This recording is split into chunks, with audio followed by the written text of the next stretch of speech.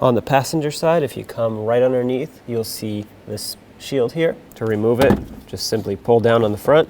It should unclip and then pulls right out. Underneath it, you'll see the blower motor right here. Let's go ahead and unplug it.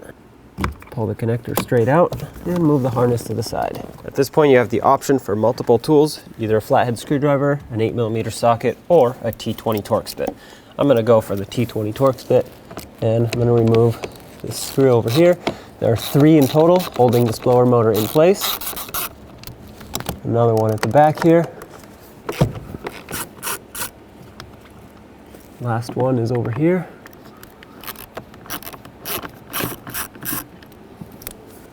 Then you can grab it and wiggle it and pull it straight out. Take your new blower motor, slide it into position, line it up, and this groove here has to line up with this area that comes down. So, and it has to kind of snap into place. It's not gonna like snap in and lock, but it has to fall into place kind of like that, and it needs to be flush all around. There we go, that just fell into place.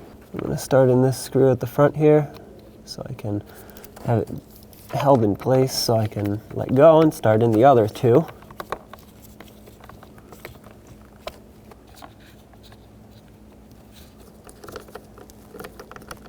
Let's snug them all up. They're threading into plastic, so you don't have to tighten them very tight. Just make them snug.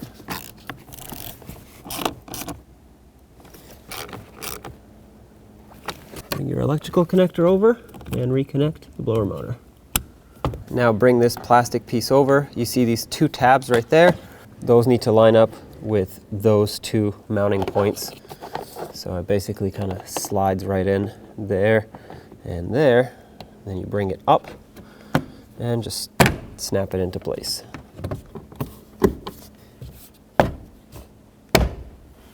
There you have it.